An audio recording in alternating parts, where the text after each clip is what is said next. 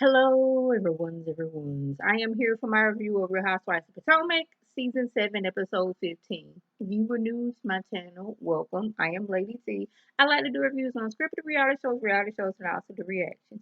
If you're returning, you one of my peoples, welcome back. I apologize in advance. My phone is no longer letting me make videos. So I'm having to resort to using my old laptop on my webcam.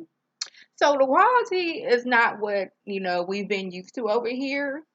So we're just gonna have to make it work. So I'm just gonna be reading off my notes off of my phone because I cannot look at my notes on my computer and on my do my review on my laptop at the same time. The dimensions, y'all know, y'all not even here for all that. But we do have one comment from last week's video, and it is from Queen Scarlet Pimp Sunkiss.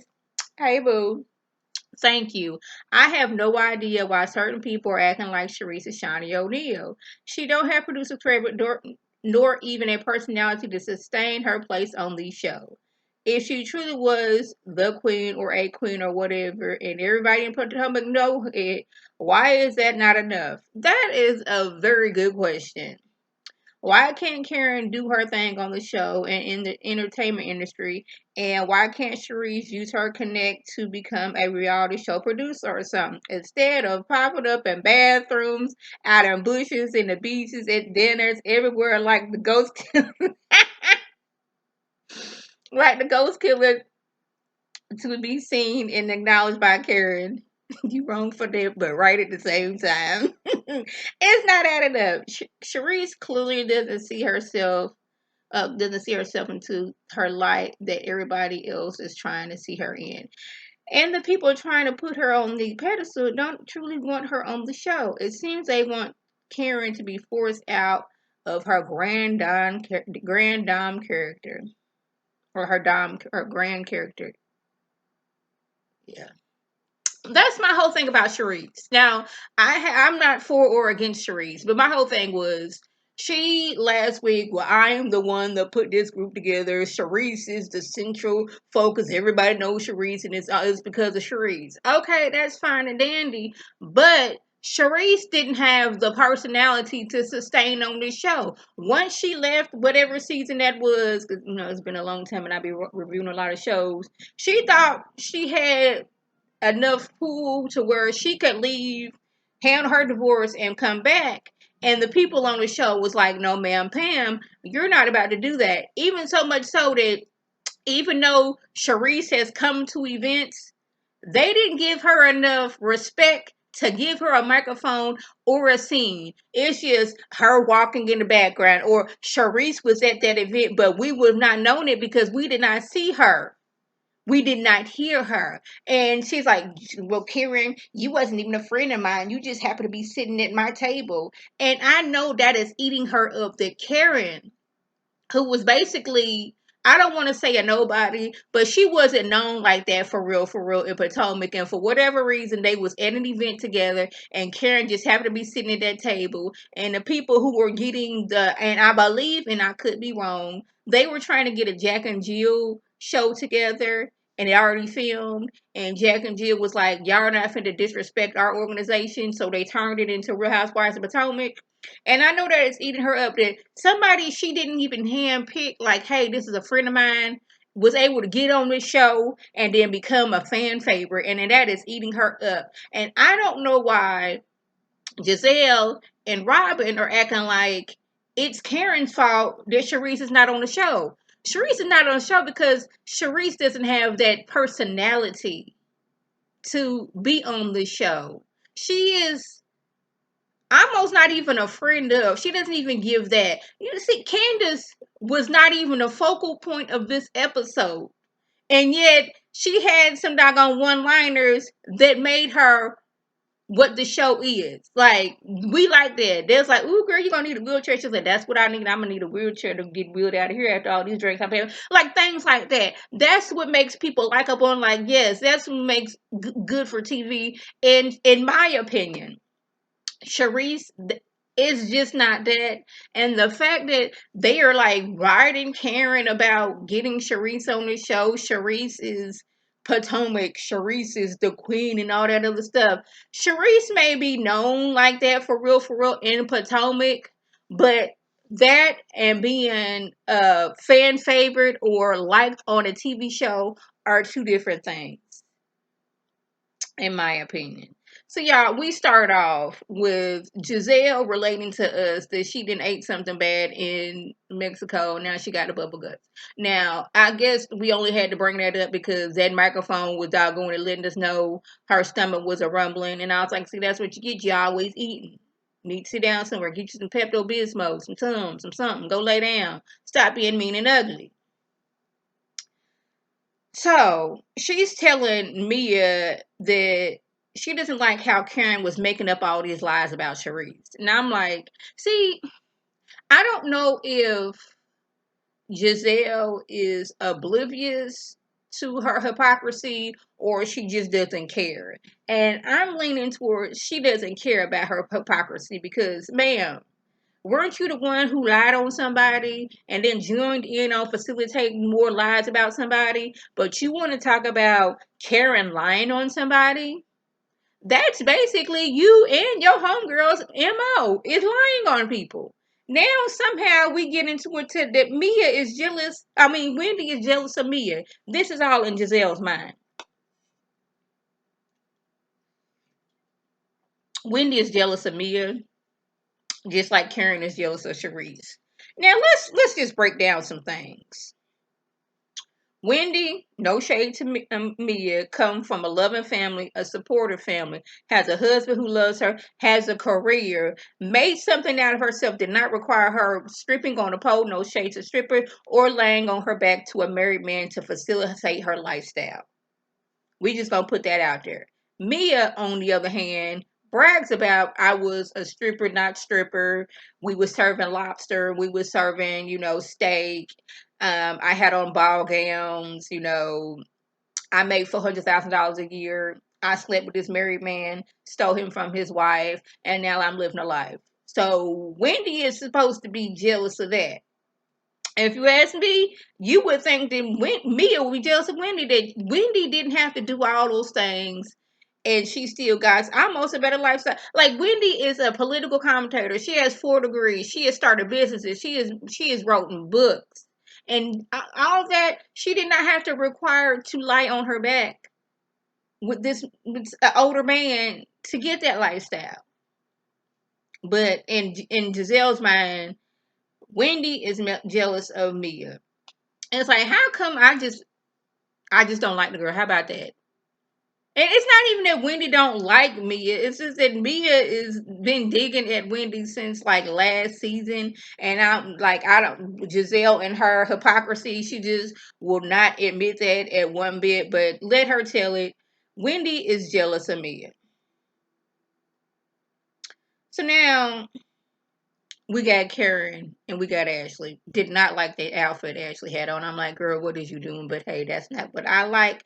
That's what you like. And she's saying she did not like how Robin was calling her fake and everything when what really is fake is his wedding. The wedding between Juan and Robin. Now, y'all know Michael said in season 5 it wasn't going to be no wedding. Now, we just thought he was talking mess because he kind of sort of got a crush on Juan. What it's looking like. But yeah, Karen says that Juan got another woman. And Robin knows that she knows that he got another woman. She live in Montgomery County and they be meeting up in Georgetown. Now Ashley know that Robin don't play about Juan. We seen that in season 1 when Ashley was going around telling everybody who was still and listen that Robin and Juan had less than doggone it $20 in their bank account. And that Juan was out here cheating on Robin. Now at that time, I don't believe they was together for real. For real, they was divorced, and he was out here doing his thing. He was just coming home laying in the bed with her because they couldn't afford anything else. And as she was telling everybody this, so Robin decided she was gonna hop, skip, and jump her tail over there to Ashley's restaurant that is no longer, up in business to let her know. Don't be talking my man. Don't be talking about wine. Don't be doing this and don't be doing that. So she knows. Now I don't know why Karen expected Ashley to be not a run till that girl because that's what Ashley does. Ashley gets some information and then she'll like sprinkle a little bit of information and then she'll back off. Because less than 2 minutes after Karen said, I want to talk to Robin on my own, Ashley goes over there to Candace and Wendy, like, hey, girl, I just talked to Karen and I just got some interesting information. And it was like, is it about me? Is it about Wendy? Is it about Giselle? It's like, is it about Robin? Oh, it's about Robin. Oh, I can't say anything. I can't talk about it right now. And I'm like, really? Then, doggone 15 minutes after that, she got to go tell Robin because Robin is her homegirl. And, she will want Robin. She's let Ashley tell her she is on this kick where if somebody is cheating on you, I will want you to know. So she goes to tell Robin all this. And Robin is like, are you for real? Oh my goodness. Let me get on the phone with Juan. That's her favorite thing to do. Let me get me a phone because since I'm recording on mine, I can't really do that.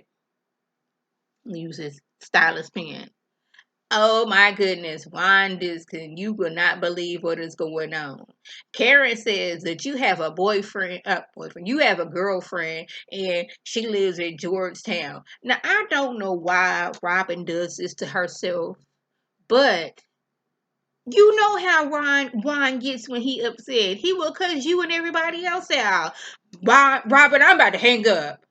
Karen don't know nothing about me. I'ma cuss one of these women out.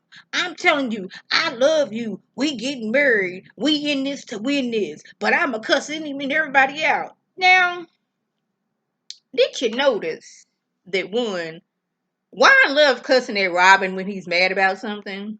And two, when Chris was lied on about him cheating and all these other things, he handed calmly. Because it's like, oh my goodness, really? This is what we doing? It was laughable.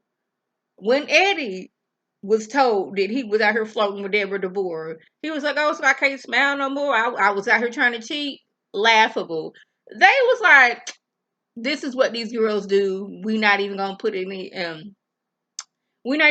mad at this because I know I'm not cheating. You know I'm not cheating.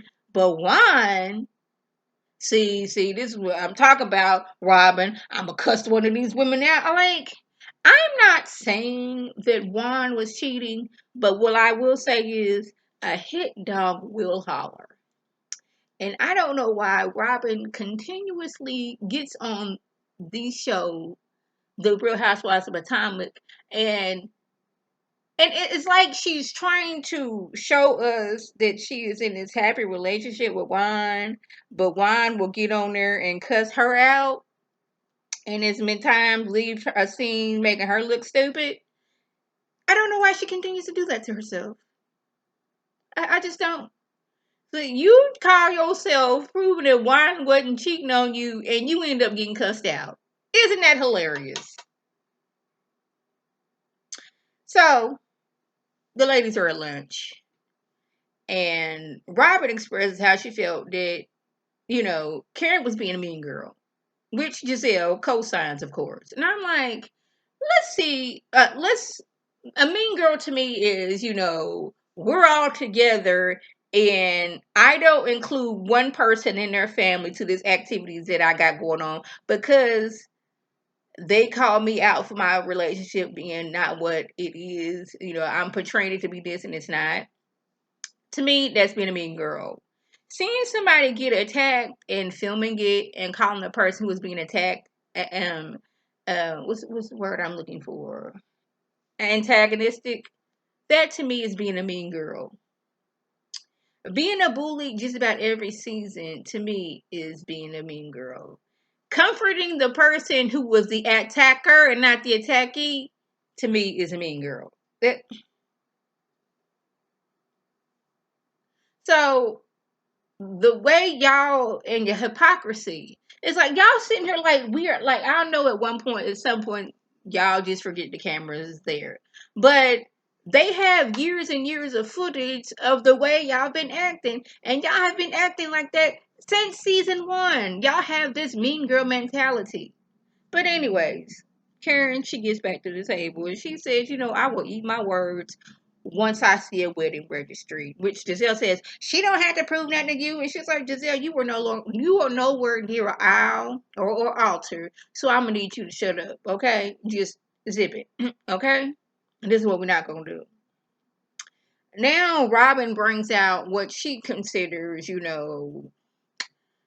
receipts that Karen was out here cheating. And I know she thought she did something with that, but she didn't.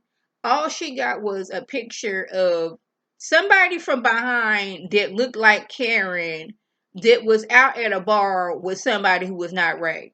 Now, unless we got a front view of Karen and Karen was potentially kissing or rubbing on somebody's arm, I'm not going to believe that. But, she got her phone out. Yes, see that? That person that person could potentially have blue eyes. Now, potentially. So, Giselle allegedly got this evidence from somebody, and Giselle, being the messy girl that she is, sent it to Robin. Robin had this on her phone for however long it was, and I guess was waiting for the right opportunity to, show these receipts. And she was going around and showing everybody and everybody. See, this is Karen. It's from behind, but it looked like Karen's booty. It looked like her messed up wigs. It looked like her ashy ankles, and it looked like her ashy feet. And it looks like it's somebody around Karen's age. Yeah, see that? This is Karen, y'all. No, Karen, you cannot see it. I'm like, I guess you thought she was eating. I guess you thought she was doing something, Robin. Did you? Okay. It was somebody from the back. But what we do know is that Juan has said, if it wasn't for the kids, he would not be with you. We do know that. And Karen goes to say that, after one of the reunions, when Juan was showing up to the reunions, that he said he would like to have a threesome. He wouldn't mind that. But Robin, she don't remember none of that. And Karen goes to say, yeah, he approached me after reunion and he squoze her so tight that her breast went to the back of her vertebrae. Now y'all remember when Giselle was, in her tour of going around lying on Chris, and Karen said one of the husbands had did that to her. So now she's just letting it all out. It was Juan. Juan did that. And Robin, the reason why you don't like me is because your man likes me. That's why you don't like me. And I was like, ooh, well, okay then. That's what she said. Where we at?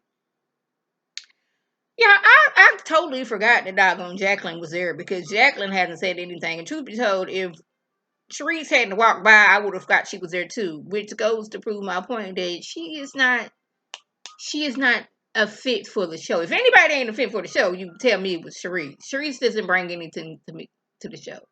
But hey, who am I? Jacqueline and Mia are still not talking. She was like, we just got to deal with this by ourselves alone. We go through this all the time. Mia is still the one shaded her, and she was like, I don't know why you sitting up here being all buddy buddy with the green eye bandits when they was the one talking about some cancer, no cancer, and I was the one that had your back, and I was like, that is totally true. It is. And she was like, my mom took you in when you was a teenager. And she's like, yes. And I was at your mother's house on Mother's Day, and where was you? And I was like, well, where was you? I mean, I wasn't at my mama's house on Mother's Day because my mama lives several states over. But I'm pretty sure that my little sister was there, and I sent my mama something. My brother sent my mama something. My nephews, they was like, "Hey, I gave my mama a happy Mother's Day and all that good stuff." But like, I'm like, if y'all live in the same city, like, how come you're not going by your mama's house? But then again, Mia be lying a lot, so we never know when she's actually factually telling the truth. So Mia then says that she wants to like Wendy and she's beautiful, she's successful, she has a wonderful marriage, beautiful kids. But she feels like her insecurities could be getting in the way. And Wendy's like, what? Now hold on, what insecurities are you talking about? And I wish Wendy would have stuck on that a little bit more. Like, what are you talking about insecurities? I'm not insecure about anything. Like I am, okay with who I am. Yes, I went out and got some stuff done so I can feel better and look better in my clothes. But that was for me. That wasn't for anybody else, especially my husband, and not especially for y'all. Because truth be told, my husband still liked me the way I was looking. point blank in the period. I just wish Wendy would have stuck on that a little bit more about, hold on, what you talk about insecurities, but you know, me talking about some, I don't want to argue. Yes, because you don't want doggone to, you want people to think that Wendy's insecure about you, which is not. Wendy accepts your apology, but I'm like, the way this girl done treated her friend of over 20 something years, you need to be side-eyeing her. And this is when like Jacqueline goes off and is like, you know what?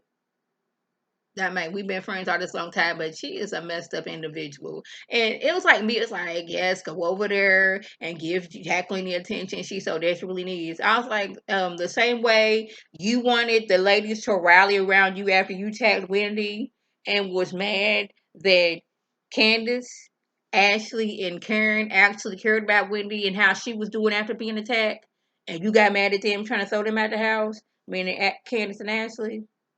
Hmm. It's like she's adopted the Green Eyed Bandits, you know, hypocrisy, and it's just so funny. And back to the whole Mean Girl thing. This is a Mean Girl moment. Like the only people who have not been a Mean Girl on this entire show has been Candace and Wendy. Candace and Wendy, they try to be like, okay, we didn't have this little falling out. I want to make up, but you still holding on a grudge. Meaning Ashley, you so mad at me that I've been calling out your husband for cheating on you and how he's been out here grabbing booties and everybody just acting like it's okay. So much so that like one little message my husband sent you that had everything to do with business and not want to get with you or your friend, you flipped it and turned it. That's some mean girl stuff for me. It is. Where was I at? Oh yeah, and earlier Robin was talking about you know, nobody would like none of our men would be out there in public walking around with some woman. I was like, was not Michael walking around a whole hotel with another woman and got caught? Was he not walking around a party grabbing booties twice and got caught? But anyways, so Wendy meets up with Mia in her room and they have a one-on-one talk. And I'm glad they had a one-on-one talk so we don't have the Green Eye Bandits putting their 2 cents in. Yeah, and Mia's like, I don't know where we went wrong. And of course, I was thinking, and when he said, when you threw a drink on me and you threw a purse at me, that's a sign of disrespect. That's like spitting on somebody. Do you understand where we coming from, Mia? That's where we went wrong. If you ask me what's wrong last season when Mia had her hanger all up in Wendy's face and said, what you gonna do about it? That's when it went wrong for me. But Wendy, she accepted the apology. But Wendy, I know you want to get along with these ladies and you want peace and all these things and you want to be like, but again, I say, look how Mia has treated her friend of over 20 years. How she has dogged her this whole entire season. And how she is acting like Jacqueline is so beneath her, like the gunk on the bottom of her shoe. So I want you to, you know, look out. And y'all, when I tell you, Twitter's been twittering. They have been cutting up several of what they call the fools. And I spent a good 5 minutes before I did my review. But I was like, no, I can't get into the Twitter first before I watch my reviews. I mean, take my notes. I want to see what happens for myself and not clips of it because they got several of the clips. They got people on there talking about, so she's jealous of me. What? What? How? Who said that? It was a lot of that going on. Like Twitter, I go there like several times a day. Have not tweeted in I don't know since I don't know when. But getting on there and just scrolling through and seeing all the messiness, it brings me a little bit of joy. Because y'all know I am a cheerleader for foolishness. I really am. And the foolishness and what they be saying on there, it just cackles me something awful. So y'all, that was the gist. If I left anything out, by all means, leave a comment below. If you are new to my channel, welcome. Feel free to subscribe. It is free all day, every day for $99. Make sure your notifications are on to my beautiful Facebook's of a video. You can click on it, you can like it and share it to your people. You can come up and be one of my peoples. If you're already one of my peoples, welcome back. Y'all know what to do. And tell your people to tell their people to come up and be one of my peoples by clicking that icon above. This is Lady T signing off. Have a good one.